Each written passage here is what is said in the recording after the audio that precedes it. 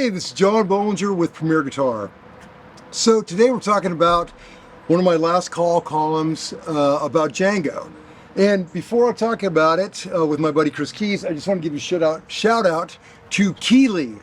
So Keeley is kind enough to sponsor the column, but more importantly, they've been making these amazing pedals that have been with me on every gig for I don't know how long. I bought my first Keeley compressor maybe like 20 years ago and never looked back.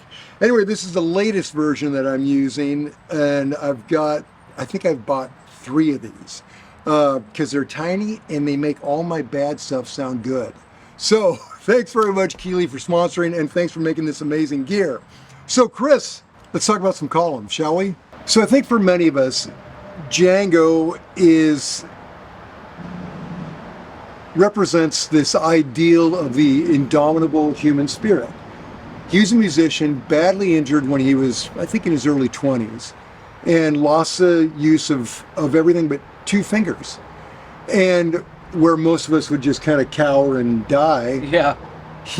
Especially then. Right, exactly. That time period. Exactly. Medicine was pretty primitive back then. And yet he rehabbed himself, reinvented himself, and came up with a style that is uniquely his own, and truly kind of created his own sort of style of music, this whole gypsy jazz. Yeah. And it's what I get to a little bit in the column is that he has all these traits that I think everybody wants to see in themselves, to rise above whatever life throws at you, and you lean into it and come out the other side even better than you were. Yeah. He did.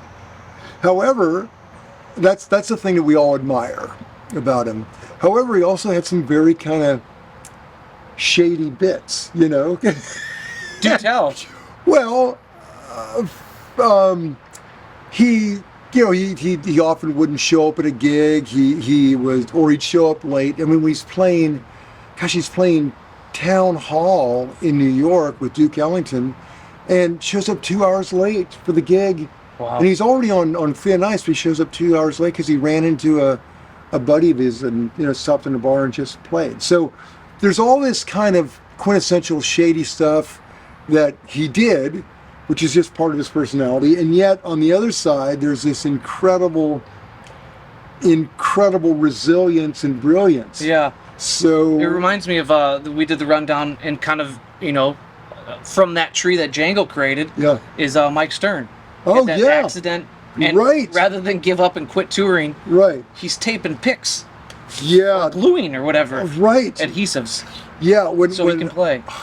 Chris, I'm glad you brought that up. Yeah, that Mike Stern rundown was one of my favorite I've ever done, because here is a guy who at the top of his game injured himself and made it work. Yeah. And to this day, he sounds like Mike Stern. Yeah. He's out there working and doing it, and he's so full of gratitude. It's beautiful. Yeah, and funny enough, bring him up. He's actually got a new record coming out. Oh, really? So congrats to him on that. Yeah. I got to backtrack. When did Django become in your sphere? Because I know you grew up, one of your first concert was Kiss. Yeah. You talked about going to Van Halen in 1980. So when did Django come into your musical world? Like every guitar player, especially young guitar players, you always have somebody saying, "Hey, check out this," Okay. Check out Eric Clapton, Yeah. Check out Van Halen. They'll tell you the list. And one of those people told me about Django, and man, it just connected. Can you recall at what point were you here in Tennessee yet, or still back home in Montana? When I was a kid in Montana. Wow. Yeah. That's some deep stuff to get into as a youngster. And I found the record at the Billings Public Library. Oh, wow. Yeah, because back then, I mean, it wasn't in the record store or the mall. Yeah. So, or Amazon. Yeah. Well, decades before Amazon. So yeah, I found it at the library and never heard anything about it before like it. And there's such a joy to his music. It's just it's just fun. It's funny because we talked about it a couple times where we do rig rundowns, Yeah. or hypothesize or fantasize about rig rundowns we wish we could have got in the can. Yeah. Mine was always Dimebag Darrell because I grew up watching Bohlinger videos, and that was the first guitar guy that I connected with. And you came close. Yeah, we got Zach Wild with the Pantera one this year, and Tom Morello probably the other one, being a '90s kid. But you would always said Django, and I'm like, there's no gear there. But you're always like, it's the stories, man. It is the stories. Well, in fact, what he played in America on that famous tour with Duke, he shows up without even a guitar because he's like, "Hey, I'm Django."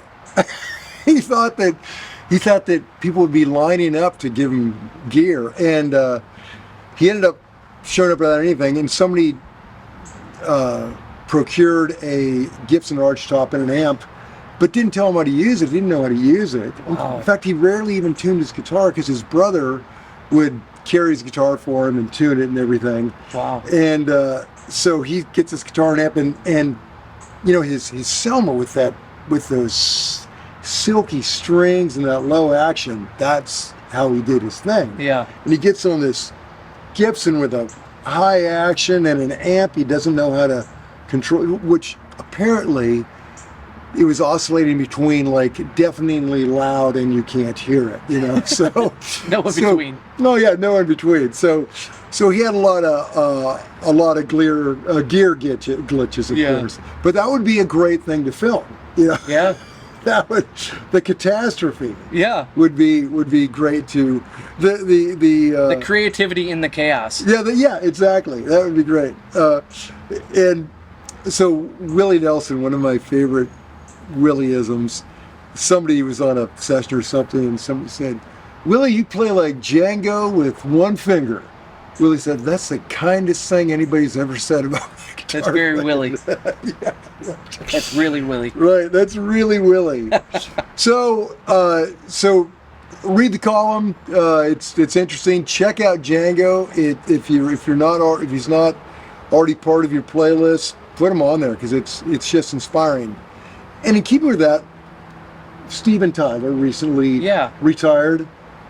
But I predict that this music inside Steven Tyler is going to come out. He's an amazing drummer. Maybe he'll be a drummer in a band.